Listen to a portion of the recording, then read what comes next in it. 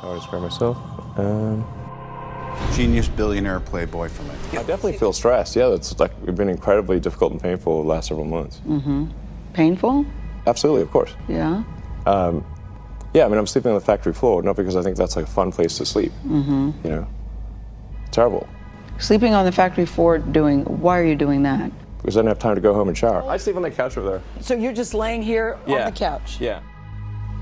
It's that simple? Yes. I don't believe like people should be experiencing hardship while the CEO is like off on vacation. The truth is stranger than fiction. Okay, this is why it's important, and even if the odds are that it won't succeed, it's worth trying to do it. Then I think you can create a great company. Do you see the difference between a startup that is successful and one that is not? And it's because the successful one, they both made mistakes, but the successful one recognized the mistakes, fixed them very quickly, and the unsuccessful one tries to deny that the mistakes exist. You know, extremely smart people are sometimes quite arrogant because they believe in what they believe in, right? And so when they face criticism, it's less likely to admit, you know, they can make mistakes. Was that in your case? I learned it when I was studying physics. You know, in physics, you're taught to always question yourself.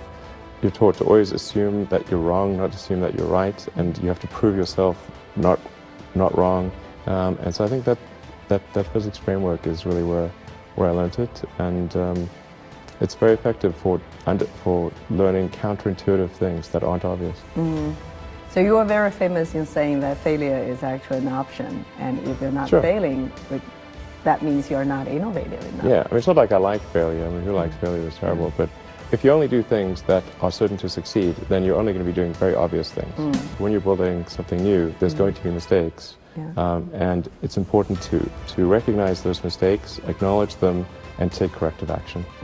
And the success of a company is very much more about how quick are you to fix the mistakes, not will you make mistakes. Or admit the mistakes. Yeah, absolutely. Yeah. If you're creating a company or if you're joining a company, the most important thing is to attract great people. So either join a group that's amazing, that you really respect, or if you're building a company, you've got to gather great people. I mean, all a company is a group of people that have gathered together to create a product or service. And so depending upon how talented and hardworking that group is, and the degree to which they are focused cohesively in a good direction, that will determine the success of the company. So do everything you can to gather great people if you're creating a company. Then I'd say focus on signal over noise. A lot of companies get confused. They spend money on things that don't actually make the product better. So, for example, at Tesla, we've never spent any money on advertising. We put all of the money into R&D and manufacturing and design to try to make the car as good as possible.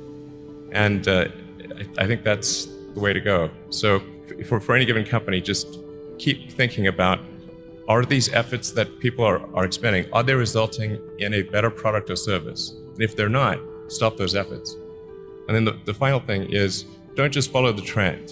You may have heard me say that it's good to think in terms of the physics approach of first principles, which is, rather than reasoning by analogy, you boil things down to the most fundamental truths you can imagine, and you reason up from there. And this is a good way to figure out if something really makes sense or if it's just what everybody else is doing. It's hard to think that way. You can't think that way about everything. It takes a lot of effort. But if you're trying to do something new, it's the best way to think. And that framework was developed by physicists to figure out counterintuitive things like quantum mechanics. So it's really a powerful method. And then I think that the final thing I would encourage you to do is, now is the time to take risk. As you get older, your obligations increase. And once you have a family, you start taking risk not just for yourself, but for your family as well. It gets much harder to do things that might not work out. So now is the time to do that before you have those obligations. So I would encourage you to take risks now, do something bold. You won't regret it. I think I feel fear quite strongly. So it's not as though I just have the absence of fear. I feel it quite strongly.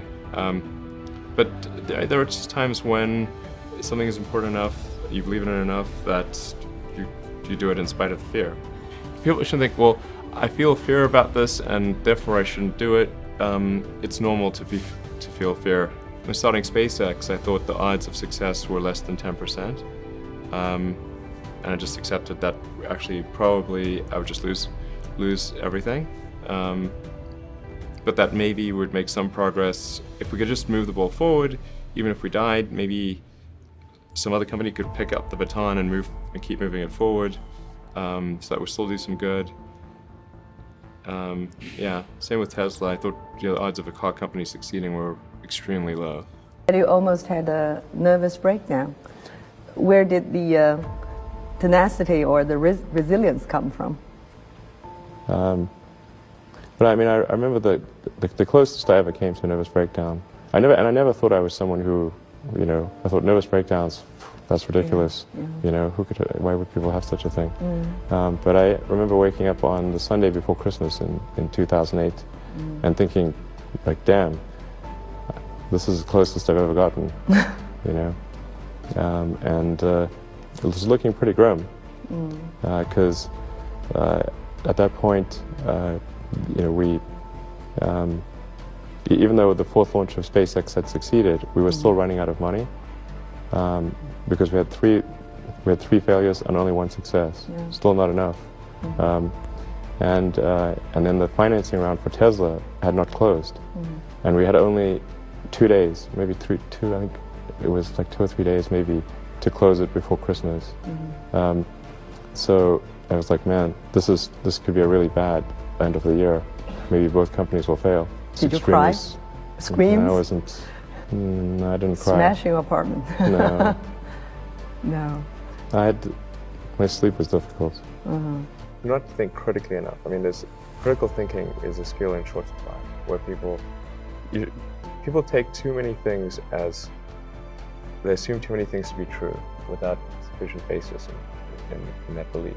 So it's very important that people closely analyze what is supposed to be true and try to build up. Try to say, let's analyze things from first principles, not by analogy or not by convention. If you assume things are true by convention, which is actually what most people do, then it's difficult to gain insight into how things can be bettered. So, in any argument or any sort of train of thinking, you want to make sure that the underlying premises are valid and applicable, and then in reaching a conclusion, that the conclusion you're reaching is necessarily driven by the underlying premises and the interconnection between those premises. That may seem like a really simple thing to say, but most people don't do that. So it's really the foundation of rational thought. I think also people tend to overweight risk on a personal level. It's one thing if you've got, a mortgage to pay and kids to support, and that if you were to deviate from your job, how are you going to feed your family and pay the rent?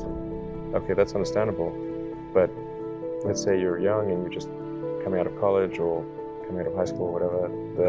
What do you risk? You're not going to starve. I mean, it's really certainly not in any kind of modern economy. It's so easy to earn enough money just to live somewhere and eat good.